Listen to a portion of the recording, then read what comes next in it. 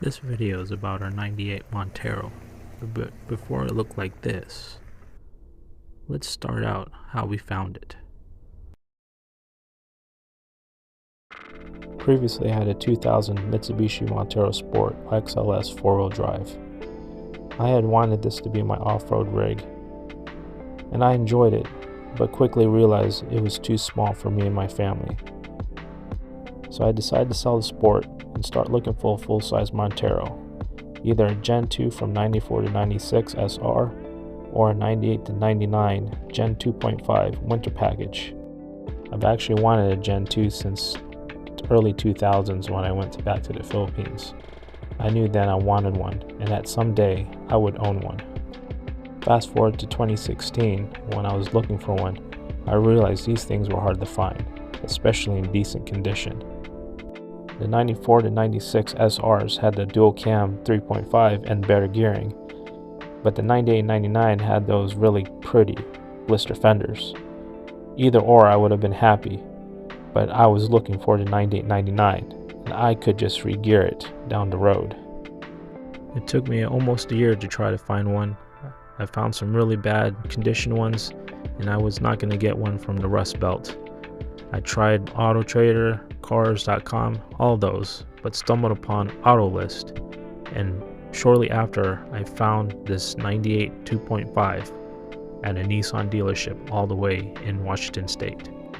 Normally I'm a person that wants to see the car in person, actually test drive it, but I saw this one and it was perfect. It was white, it was the winter package option, and it had all the stuff I wanted, and I had to jump on it. So I contacted them, and fortunately they were very communicative and answered all my questions. It was one owner, no accidents, and a long history of service records, so I was pretty confident. So I went on some forums and located someone to test drive it for me, and when they came back, I was a little disappointed because he had said it was leaking transmission fluid. I contacted the town Nissan rep and they confirmed it was leaking transmission fluid. They weren't going to fix it, rather they were going to auction the Montero off. So I asked them if they would cut me a better deal from their asking price. And fortunately we did make a better deal, and I went ahead and purchased the Montero. Like I said, I normally like to see my vehicles in person and test drive them myself, but something felt right and I took the chance to buy this vehicle. So after the deal was done and all the paperwork, I contacted the transport company and we set something up, and all I had to do now is wait for them to pick up the Montero. I wish it was running. I would have flew up and drove it across country back home, but that wasn't the case. After a few weeks, the transport company contacted me and they were going to pick it up, and it was preparing for its cross-country trip from Washington State to Florida. It was a husband and wife that owned a little transport company, and they were actually picking up 2 cars in Seattle, Washington.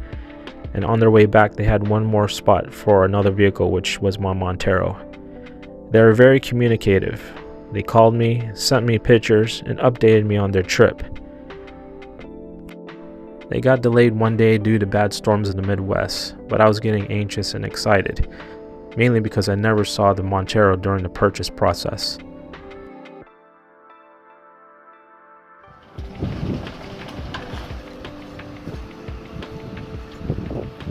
Finally, it's home, and I was happy to finally see it. Now it was time for maintenance and figure out what was causing the transmission fluid leak. I had the Montero dropped off at my best friend's shop, where we were going to do the maintenance. Overall, the Montero was in great condition, exactly what I thought it would be. Honestly, other than surface rust and the transmission leak, there was no real issue with this truck.